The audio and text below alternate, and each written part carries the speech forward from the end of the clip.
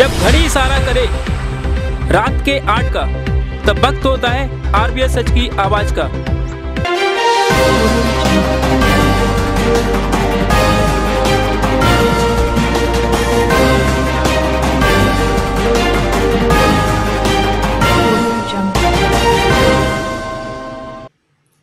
नमस्कार, मैं हूं संजय भारद्वाज और आप देख रहे हैं आरबीएस न्यूज सच की आवाज।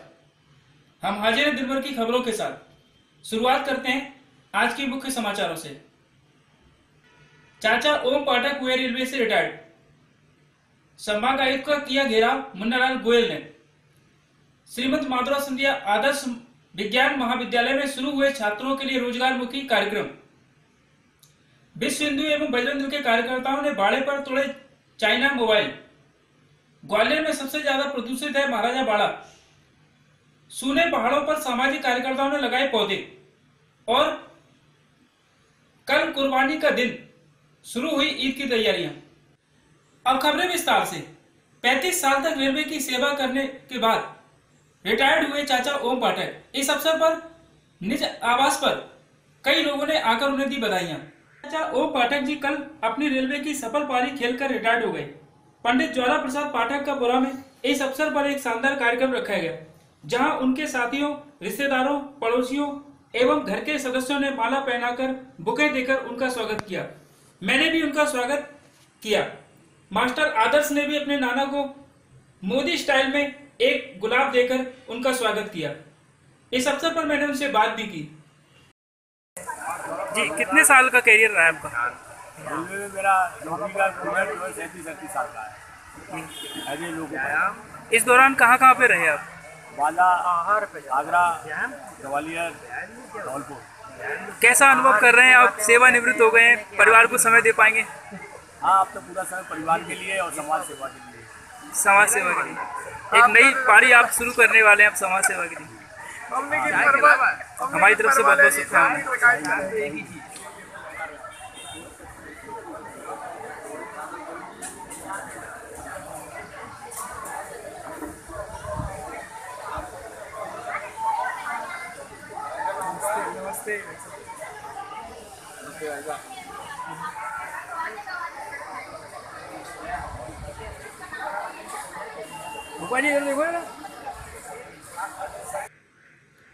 कांग्रेस के वरिष्ठ नेता मुन्नालाल गोयल ने 6 सूत्री मांगों को लेकर संभाग आयुक्त को एक ज्ञापन सौंपा।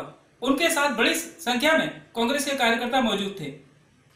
मोती महल पर संभागीय आयुक्त का घेराव कर ज्ञापन देने के बाद श्री गोयल ने कहा कि कुछ रोज पूर्व मुख्यमंत्री ने यह ऐलान किया था कि 2014 तक जो भी झुग्गी झोपड़ी वाला जहां रह रहा है उसे वहां से हटाया नहीं जाएगा। इसके बावजूद सिंधिया नगर, सिरौल पहाड़ी आदि शहर की ऐसी कई जगह हैं जहां से प्रशासन आए दिन बुलडोजर लेकर पहुंच जाता है। ऐसे में गरीब लोग डरे हुए हैं। श्री गोयल ने पूछा है कि मुख्यमंत्री की घोषणा जुमला थी या कुछ और। उन्होंने लोगों से झुग्गी की समस्याओं के संबंध में 6 सूत्री ज्ञापन कमिश्नर कार्यालय पर पहुंचकर कमिश्नर एसएन रूपलाल जी को सौंपा।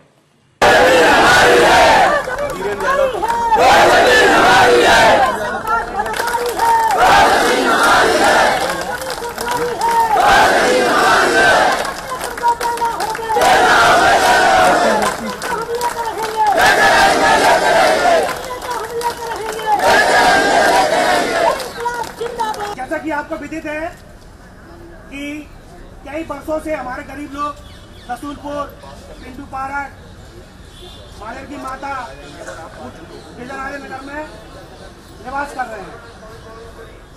और निवास वहाँ कर रहे हैं जहाँ जमीन खरीद रहे हैं, क्योंकि जमीन के भाव ग्वालियर में आसमान छू रहे हैं। गरीब है इसलिए तो झुग्गी झोपड़ी बना के रह रहे हैं। जब एक और सरकार वही जमीन खोलने के दाम पर लीज पर अमीरों को सरकार ने नियम लाई है कि जो लोग 14 तक निवास कर रहे हैं उनको वही पट्टे दिए जाएंगे। तो कब दोगे पट्टे साहब? बहुत दिन हो गए सुनते सुनते, अब तो पट्टे। इसी कड़ी में मैं आदरणीय रूपेश भाई से चाहूंगा कि वे भी 2 शब्द बोलेगी। आगे की कड़ी में हेमराज सिंह कंसाना, जो ग्वालियर पूर्व के यूथ कांग्रेस के एक संगठनशील साथी और अध्यक्ष हैं, आदरणीय लोकसभा के अध्यक्ष मेरे बड़े भाई संजय सिंह यादव जी, आदरणीय विधानसभा अध्यक्ष बड़े भाई वीरेंद्र यादव लल्ला जी, रूपेश यादव जी, महिला कांग्रेस के अध्यक्ष रामापाल जी और उपस्थित सभी मेरे युवा साथियों, नौकरियों की लड़ाई लड़ रहे आए हुए साथियों, सभी गरीब भाइयों। कांग्रेस पार्टी ने, हमारे कांग्रेस पार्टियों के नेता ने पूर्व में जब हमारी सरकार इस मध्य प्रदेश में थी, जहाँ झुग्गी झोंपड़ी काबिज थी, जहाँ झुग्गी झोंपड़ी गरीब लोग जहाँ झुग्गी झोंपड़ी बना के रह रहे थे, हमारे कांग्रेस पार्टी के मुख्यमंत्री ने सभी इसकी लड़ाई लगातार हमारे ग्वालियर पूर्व विधानसभा के नेता, विधानसभा के प्रत्याशी मुन्नालाल गोयल जी लगातार मकानों के सामने हम हमारी पार्टी के नेता आपके साथ हमेशा खड़े रहेंगे। इसी तरह हमारे लोकसभा के अध्यक्ष भाई संजय यादव, वो भी आप सब गरीबों की लड़ाई हमेशा लड़ते हैं। कल दक्षिण विधानसभा की सीवर समस्या को लेकर गंदे पानी को कलेक्टेड थी, वहाँ पर SDM को ज्ञापन दिया, वो भी गरीबों की लड़ाई थी। मैं आदरणीय हमारे विधानसभा प्रत्याशी मुन्नालाल गोयल जी के साथ हम सब लोग जितने भी यहाँ लोग उपस्थित हैं, सभी लोग आपकी लड़ाई में सवाल के स्थानीय निवासी वर्षों से बाहर रह रहे हैं। रामदास जी से चाहूंगा कि अभी अपनी वेदना रामदास जी।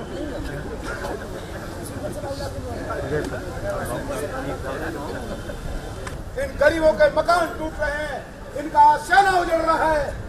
हमने कहा आपके साथ हैं, हम आपके पीछे खड़े हैं, झंडा लेकर आपके लिए ये विश्वास आपका अनुरोध है। इन्हीं सब की लड़ाई हम सब मिलकर के, चाहे मैं हूँ, चाहे रमेश अग्रवाल जी हो, चाहे रामबरन जी हो, सारे कांग्रेस के मुन्नालाल जी हो, सब लोग हम मिल करके आज ग्वालियर की तमाम सारी गरीब बस्तियाँ, माडर की माता, होरावली कॉलोनी, रसूलपुर महाराजपुरा, रचना नगर, भगत सिंह नगर, तमाम सारे क्षेत्रों के लोग आज यहाँ पर आए हैं। और उनका कहना है कि प्रदेश की सरकार ने कई बार वादे किए हैं कि जो गरीब है वो हमारा भगवान है। यदि गरीब आपका भगवान है तो फिर गरीबों के ऊपर बुलडोजर आप क्यों चला रहे हो, झूठी घोषणा क्यों कर रहे हो। आपने घोषणा की थी विधानसभा के अंदर मुख्यमंत्री जी कि प्रदेश के अंदर जो गरीब आदमी जहाँ 2014 तक बस रहा है उस आदमी को उसी स्थान पर पट्टा दिया जाएगा। तो यदि आपकी घोषणा है या जुमला है, हम पूछना चाहते हैं आपसे, यदि घोषणा है तो उस घोषणा पर पालन होना चाहिए। 2014 तक जो गरीब आदमी ग्वालियर के अंदर बस रहा है उसको उसी स्थान पर पट्टे देने का काम करना चाहिए, तो उजाड़ने का काम बंद करना चाहिए। इस सवाल को लेकर आज शहर के गरीब बस्तियों के लोग आए हैं। हम चाहते हैं कि प्रदेश सरकार ने जो घोषणा की है कि 2014 तक जो गरीब आदमी जहाँ बस रहा है उसको उसी स्थान पर पट्टे दिए जाएंगे, तो हम चाहते हैं ग्वालियर के अंदर चाहे माडर की माता का गरीब हो, चाहे हुरावली का गरीब हो, चाहे रसूलपुर का गरीब हो, चाहे भगत सिंह का गरीब हो, पूरे शहर के अंदर जो गरीब आदमी बस रहा है उसको उसी स्थान पर पट्टे देने की मांग कांग्रेस पार्टी करती है। दूसरा चाहते हैं कि आप तमाम सारी योजना लाए हो, उस योजना का लाभ कैसे मिलेगा गरीब आदमी को। BPL कार्ड तो है नहीं गरीबों पर। हम चाहते हैं कि शहर के अंदर जो गरीब आदमी है उसको BPL कार्ड मिलना चाहिए। हम चाहते हैं कि पूरे प्रदेश के अंदर, ग्वालियर के अंदर सामाजिक सुरक्षा पेंशन का लाभ लोगों को मिलता था।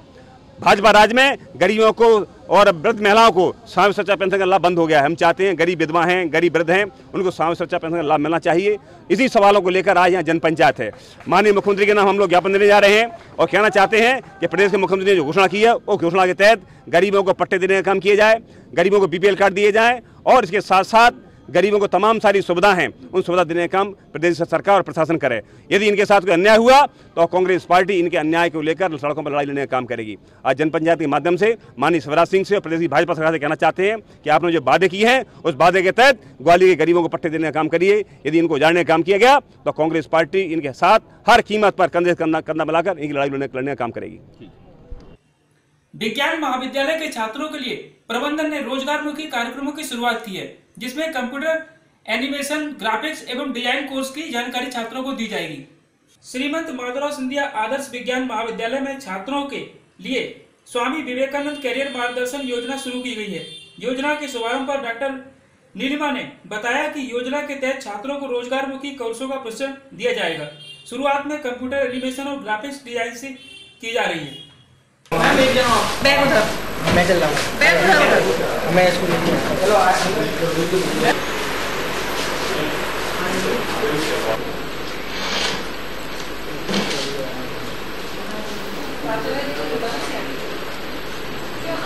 इसको देना उसका आप भी दे देना।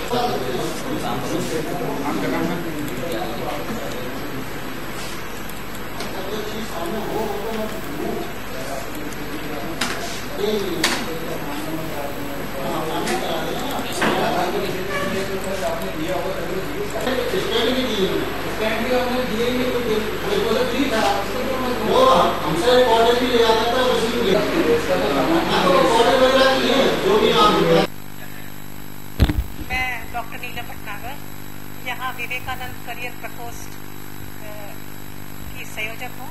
हमारा कॉलेज लीड कॉलेज है, तो ये जितने भी यहाँ के 10 कॉलेज हैं ये उसका नोडल सेंटर भी है। और मैंने अभी रिसेंटली जुलाई 2017 में चार्ज लिया हुआ है इसका। और जैसे ही हम लोगों ने चार्ज लिया, गवर्नमेंट की स्कीम है मेक इन इंडिया, माननीय प्रधानमंत्री जी की स्किल इंडिया, तो वो चाहते हैं कि उसका मूर्त रूप सामने आए, ग्राउंड लेवल पे काम हो। सबसे पहले हमने जुलाई में 6 दिन लगातार एक व्याख्यान माला का आयोजन किया, जिसमें हमने यहाँ के एडीएम सर, मेडिकल कॉलेज के डॉक्टर संजीव कुमार, एडीएम शिवराज वर्मा और भी जितने भी यहाँ के ट्रस्टिस्ट थे उनको बुला के यहाँ पे 6-7 लेक्चर कराए। फिर हमने 9 तारीख को यहाँ पे एक हेल्थ एंड फिटनेस ट्रेनिंग का प्रोग्राम रखा 21 दिन का। तो 9 तारीख से हमारा शुरू हुआ था और 29 अगस्त तक हमारा चला। उसमें हमने बच्चों को सिखाया उस ट्रेनिंग में कहाँ से वार्प एक्सरसाइज शुरू करते हैं, कैसे सूक्ष्म व्यायाम शुरुआत की जाती है, उसके बाद फिर कैसे आसन लगाए जाते हैं, आसन लगाने के बाद, योगासन लगाने के बाद कैसे फिर प्राणायाम किया जाता है, कैसे ध्यान किया जाता है, और उसके बाद कैसे आप ईश्वर को धन्यवाद देके वो कार्यक्रम सफल करते हैं। ये कंटिन्यूएशन में एक सिस्टमेटिक कोर्स था। इस कोर्स को करने के बाद बच्चे इसको स्वरोजगार के रूप में भी अपना सकते हैं और चाहें तो 2 घंटे कहीं पार्ट टाइम जॉब करके भी बच्चे अर्न कर सकते हैं। स्वरोजगार ही हमारे विवेकानंद करियर योजना का उद्देश्य है। उसके बाद हमने एक एंटरप्रेन्योरशिप अवेयरनेस कैंप स्टार्ट किया। क्योंकि आजकल सरकारी नौकरियों की कमी है, तो सरकार की भी, हमारे माननीय प्रधानमंत्री जी की भी योजना है कि बच्चे जो हैं खुद का स्वरोजगार शुरू करें। खुद के स्वरोजगार शुरू करने के लिए बच्चों को पता नहीं होता कैसे प्रोजेक्ट रिपोर्ट बनाएं, कहाँ सबमिट करें, क्या मटेरियल चाहिए, कहाँ से पैसा आएगा, कहाँ से मैनुअल पावर आएगी और कहाँ से रॉ मटेरियल आएगा। बाड़ा पर आज बजरंग दल एवं विश्व हिंदू परिषद के कार्यकर्ताओं ने चाइना के मोबाइल तोड़े। बजरंग दल ने आज ही घोषणा की थी कि वह चाइना मोबाइल का विरोध करेगी। इसके बावजूद प्रशासन ने कोई ठोस इंतजाम नहीं किए और महाराजा बाड़ा पर पहुंचे सैकड़ों की तादाद में बजरंग दल के कार्यकर्ताओं ने मोर बाजार में चाइना मोबाइल बेचने वाली दुकानों पर तोड़फोड़ की और चाइना मोबाइल फोड़े। इससे आसपास की दुकानों में अफरा तफरी मच गई और बाजार करने आए लोग भी सख्ते में आ गए। विरोध कर रहे कार्यकर्ताओं का नेतृत्व कर रहे पप्पू राठौर ने बताया कि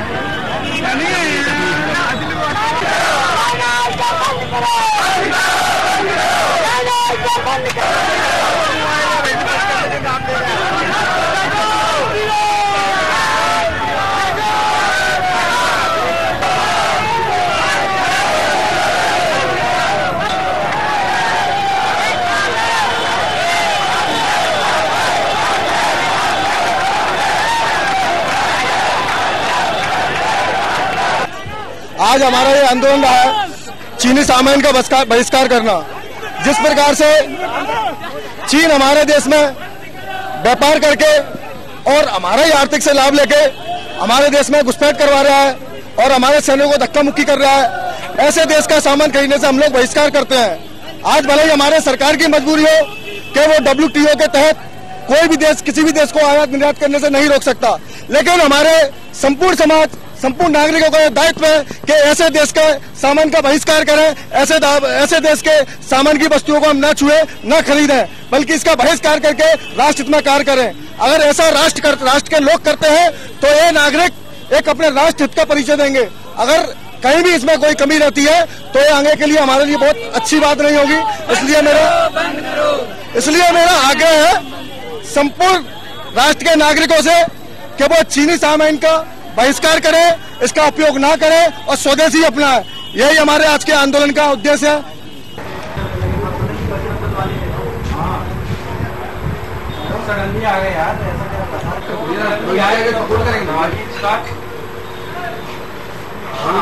पहले तो कुछ नहीं था, बाद में मजबूत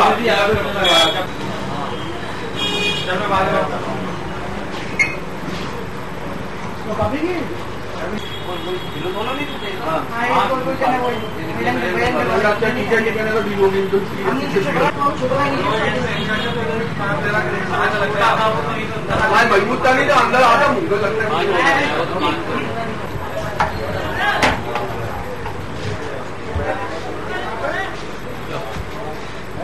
सर अभी कुछ कार्यकर्ता एक तथाकथित शायद बजरंग दल के थे, आए सडनली, कोई वार्निंग नहीं कुछ नहीं, डायरेक्टली आके पत्थर वगैरह फेंक के और डायरेक्टली पत्थर आए तो कांच वगैरह टूटा, जिसके रेसे वगैरह मेरे हाथ में लग गए, जो आपने देखा भी, थोड़ा ब्लीडिंग वगैरह भी हुई।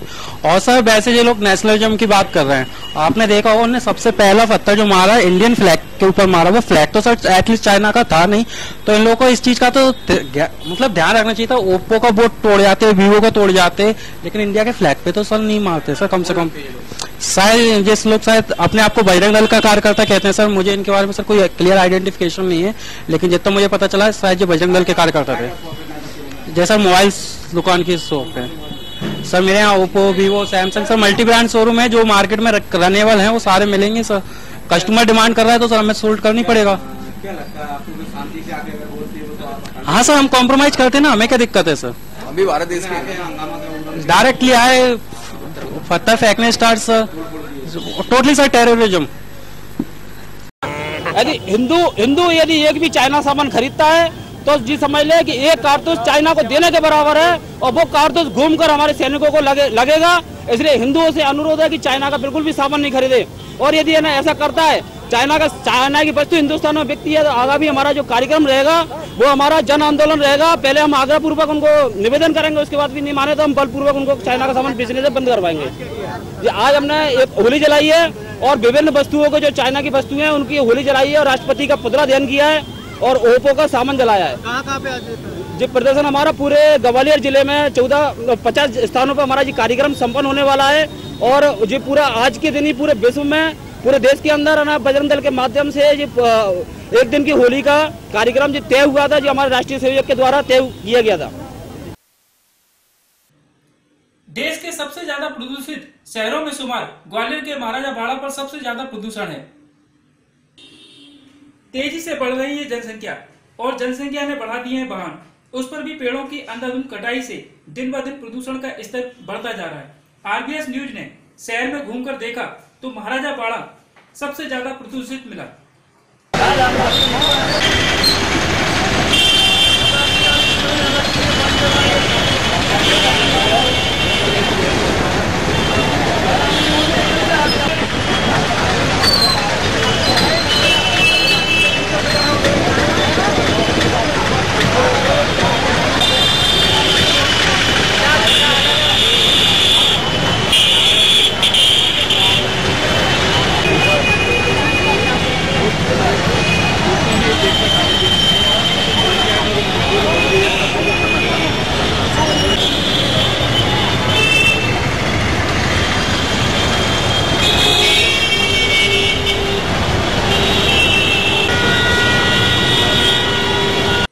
बारिश के मौसम में पौधे जल्दी बड़े होते हैं, इसीलिए कुछ सामाजिक कार्यकर्ताओं ने उन पहाड़ों पर पौधा लगाना शुरू कर दिए हैं जहां अभी तक सूखा पड़ा हुआ था। कार्यकर्ताओं ने उन स्थानों को चुना जहां अभी तक किसी ने पौधे नहीं लगाए थे। जोश से भरे कार्यकर्ताओं ने पहाड़ को हरा भरा करने का संकल्प लेकर पौधारोपण शुरू कर दिया। हाँ ठीक है, इधर पानी डलवा दिया था, इधर नहीं पानी तो डालवा दे, दोनों डालवा गए थे। हाँ, बोरिंग बंद है अपनी, बोरिंग बंद है। बोरिंग बंद होती है तो पानी डालते हुए कर लेना है क्या? चाबी तो लाया नहीं, खुला होगा? नहीं खुला है, बोरिंग चालू कर ले। बोरिंग इधर को आ जाओ, चल। ये चंदन का पौधा है, लाल चंदन का। अच्छा अच्छा, लाल चंदन का पौधा है, ठीक, चंदन का है। वो सूख गया होगा क्या बोलते हैं? जला दिए थे। अच्छा, और आपने उनको पाला लगा दिया, लगे सब जो पत्ते आ रहे हैं, इनमें अच्छे से पत्ते आ रहे, 57 के पेड़ है। ये वाला पॉइंट 20 साल में। हाँ 20 साल में, मगर 25-30 साल का 40 साल का पेड़ कर दिया तो उतनी वैल्यू उसकी बढ़ती है। और यहाँ का खिलाफ वो फोन नहीं लग रहा उनका मिनिस्टर। हाँ ये आमले के पेड़ कम जगह अपने पास बस कुछ नहीं, 50 के ऊपर है। अच्छा 52-54 पेड़ हैं आमले के।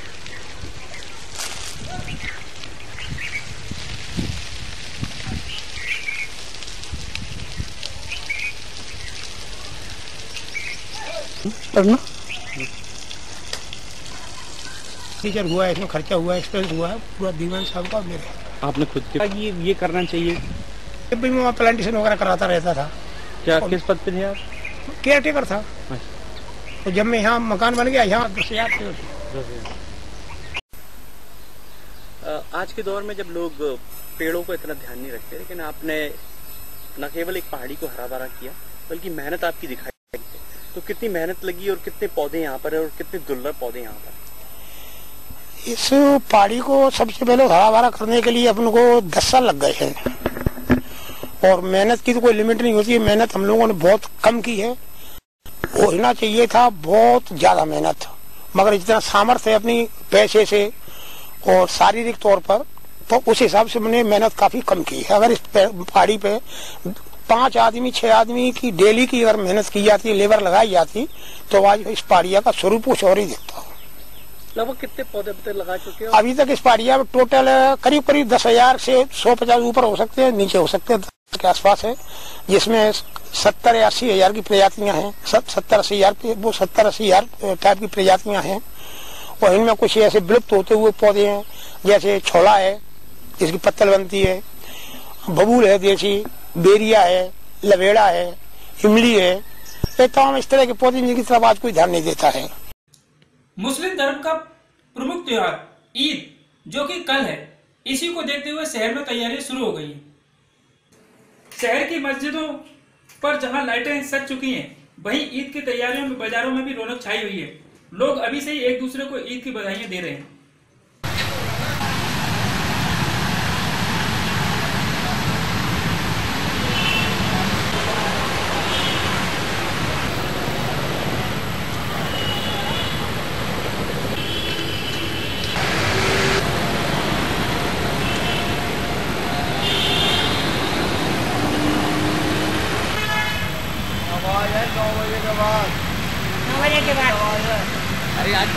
आज की खबरों में बस इतना ही। हम फिर मिलेंगे आपसे अगले बुलेटिन में। आप देखते रहिए RBS न्यूज, सच की आवाज। जय हिंद, जय भारत।